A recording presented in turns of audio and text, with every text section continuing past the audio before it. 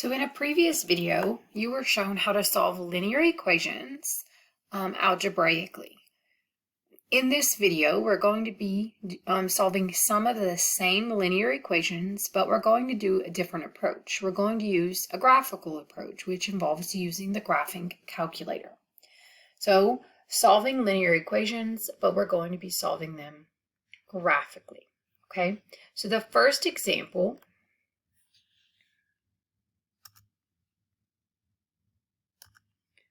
is 7x minus 1 equals 2 plus 3x. Okay, so this is a line here on the left side of the equal sign. This is a line as well. And so what we're going to basically be doing is we're going to be graphing this line and this line, and we're going to be looking for where the lines intersect. So this left side, I'm going to put that as y1. And the right side, I'm going to put as y2. So in order to graph it, you go to y equals, and you put in the left side 7x minus 1.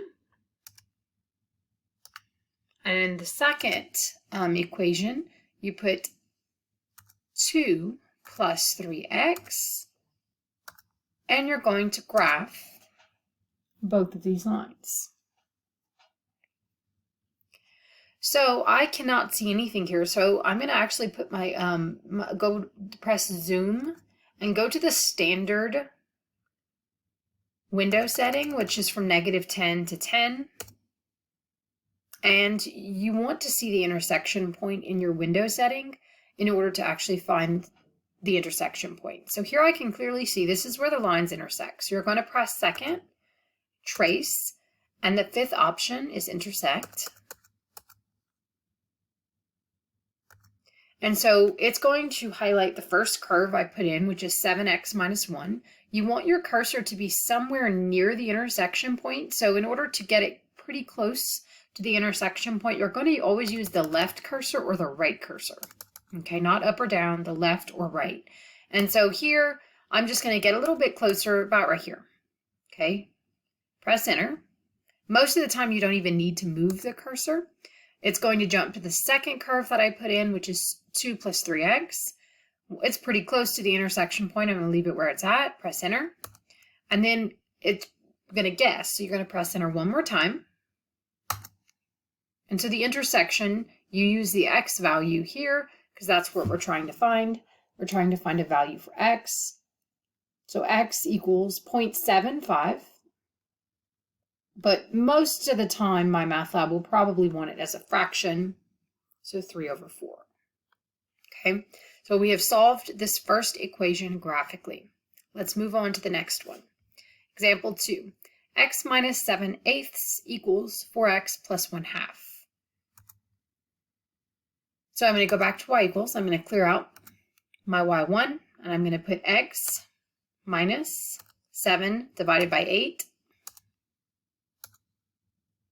I'm going to clear out y2 and put 4x plus 1/2, so 1 divided by 2.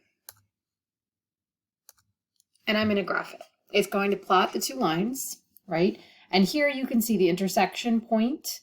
And so no need to adjust the viewing window. I'm going to go to second, trace, and I'm going to go to the fifth option. And it's on the first curve, x minus 7/8, that's right here. And it's pretty close to the intersection point, no need to move it. Press enter. On the second curve, 4x plus 1/2, that's here. And it's once again pretty close to the intersection point, no need to move it. And then you press enter again. And so your answer is the x value, and in this case, you get a decimal, -0.458333, repeating. Okay. Most of the time, though, my math lab is not going to want the decimal, it's going to want a fraction form. So you can type this decimal in, go to second and then quit, and you can go ahead and type it in, 0.458, and then put a bunch of 3's in. It's a repeating decimal. Press enter and go to math. And we want to convert it to a fraction. So press the option 1 or just press enter and then enter again. And so this number as a fraction is negative 11 over 24. So we have just solved this equation. Okay, so let's move on. I have a couple of more examples here. And so here we have 5 times x minus 5 over 6 minus x equals 1 minus x over 9. Okay, go back to my y equals. I'm going to clear out my y1 and y2, and I'm going to type both sides of the equation in. So the left side of the equal sign, you have 5 parentheses x minus 5 divided by 6. And then I forgot the minus x.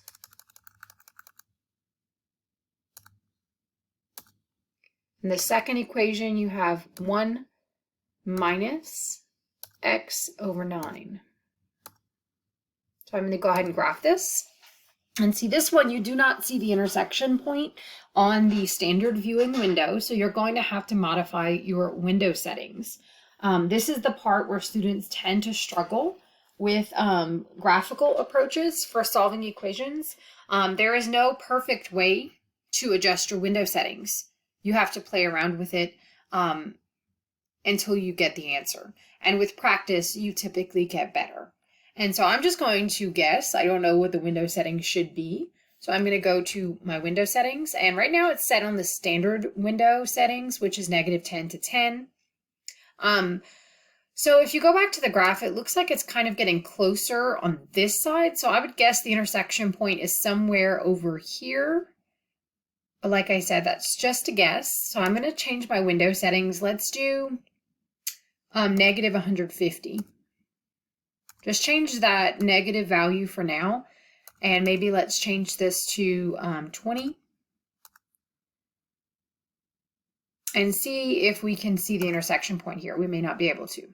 Okay, it looks like we're getting close. It looks like it's almost there. So let's change the scale here on the y-axis. So from -10 to 10, let's change that to, I don't know, 50.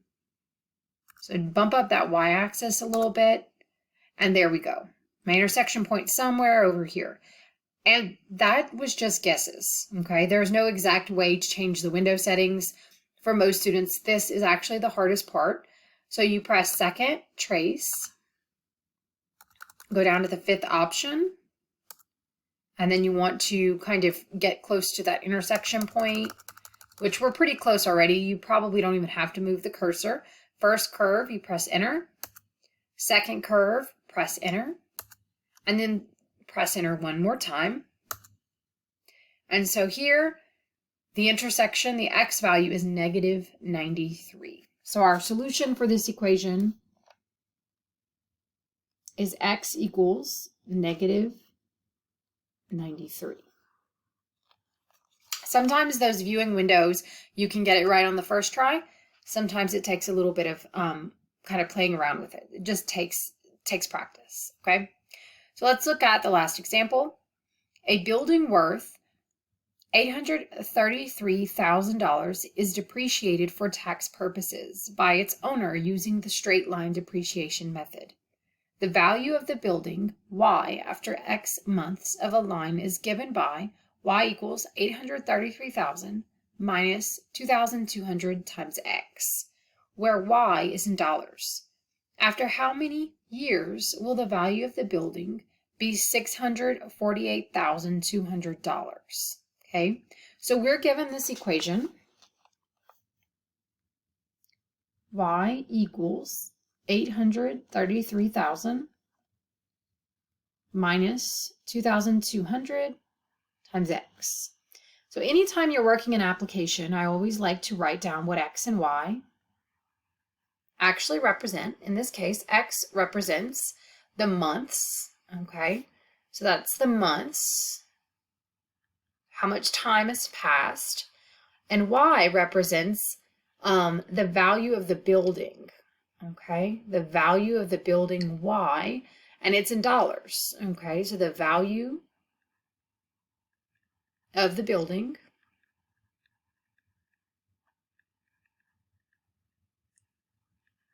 and it's in dollars. Okay, so X is months, Y is dollars. So after how many years will the value of the building be $648,200? So they're giving us this amount, okay? Since Y is in dollars and it represents the value of the building, they're actually giving us Y. So we're going to replace Y with $648,200.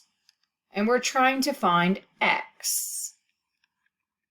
We're trying to find how much time will need to pass for the value to depreciate to this amount. Okay, so we're going to use the graphing calculator. You go to Y equals, and you put in $648,200. That's going to represent a horizontal line because there's no X there. It's just a constant. So this is a horizontal line. And then we're going to put on the other side the rest of the equation.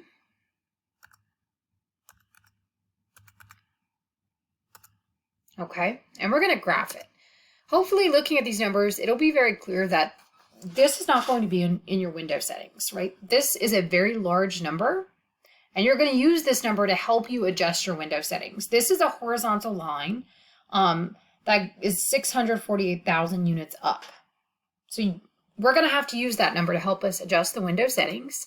So I'm going to go to the window settings, and like I said, this is me guessing, okay?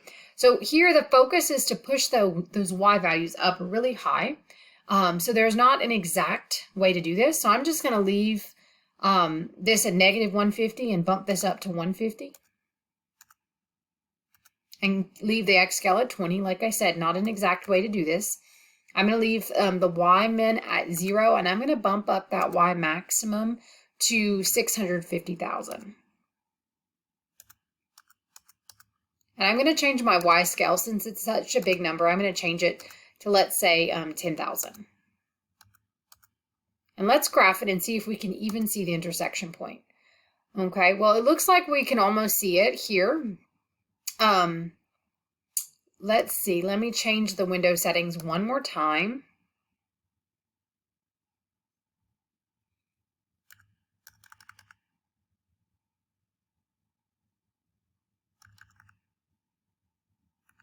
Let me change this to 0 and focus on the positive X values here.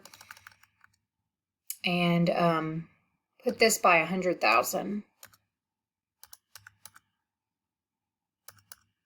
And put this by 100. Change those scales, see if that kind of helps. And I think we can see it up here. It's just really, really, really close to the top. So we could even change our Y max here. Let's do 750. 750,000. And there we go. That's a little better view. And there's, like I said, no exact way to do it. It takes practice and takes time. But I knew it was going to be a very high Y value. So I stretched that Y axis really high up. And I went to 750,000. And there I can see it now. So I can go ahead and calculate it. So on the first curve, that's the 648,200. Second curve, press enter again and enter one more time. And so we get 84 here. So our X value is 84. And remember, our X is given in months. Those are our units. But you want to be careful that you actually answer the question. The question asks for how many years. So you need to convert the months to years. So you take 84, and there's 12 months in a year, divide by 12. So 7 years. So to answer the question, it would take 7 years. After 7 years, the value would be $648,200. So after 7 years, so 7 would actually be the answer to this question. Okay, so that's just a couple of examples to show you how to use the graphical approach to solve linear equations.